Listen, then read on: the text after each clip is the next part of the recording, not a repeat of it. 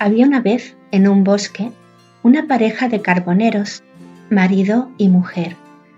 Desdichados como pueden serlo los carboneros cuando las cosechas son malas por todas partes y nadie se interesa por el carbón de leña. Se hallaban pues en la miseria y el pan les faltaba. ¡Ah!, se lamentaba el carbonero. Todo esto, decía la carbonera, que hablaba más que su marido, todo esto sucede por culpa de nuestra madre Eva. Aún estaríamos en el paraíso si ella no hubiera sido tan curiosa. Maldita manzana. Tengo hambre. ¡Ah!, suspiraba de nuevo el carbonero. Pero he aquí que una mañana llamaron a la puerta de su humilde choza y entró el rey. Sí, el rey en persona. Buenos días, carboneros. He sido informado de vuestra desgracia. Seguidme. La pareja se apresura. El rey los hace subir a su carroza. El cochero azota los caballos y muy pronto la carroza se detiene ante el palacio real. Venid. En el palacio los carboneros fueron lavados junto a las estufas y vestidos con ropas hermosas.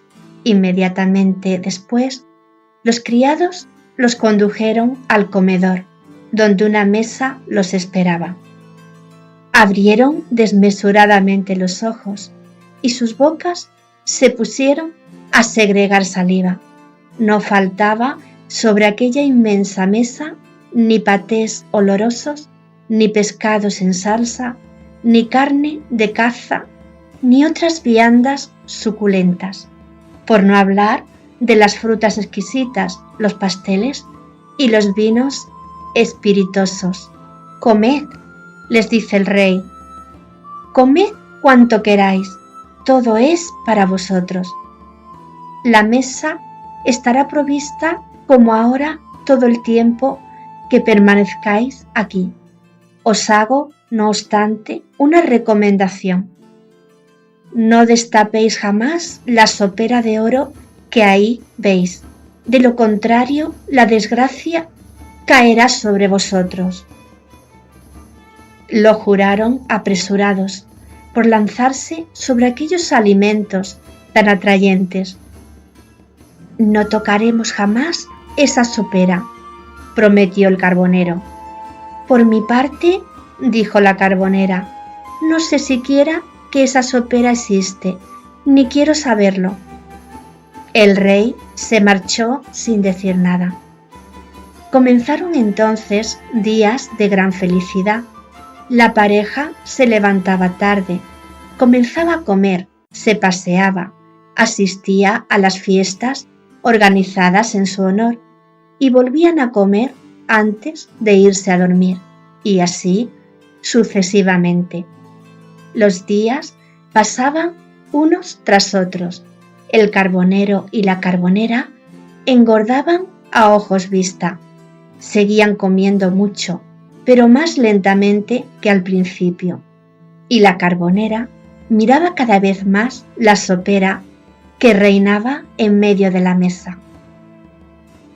Me pregunto por qué el rey no quiere que la toquemos. No quiere y eso es todo. De acuerdo. La carbonera se callaba, pero no por ello dejaba de aumentar su curiosidad. Esta le producía ardores de estómago y le impedía dormir por las noches. Después de todo, solo es una sopera. ¿Qué puede tener de extraordinario?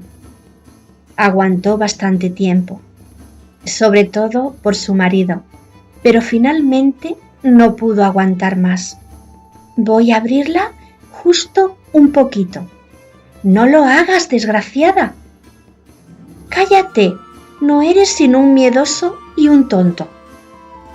La carbonera empujó a su marido, se inclinó sobre la mesa y cogió la sopera prohibida.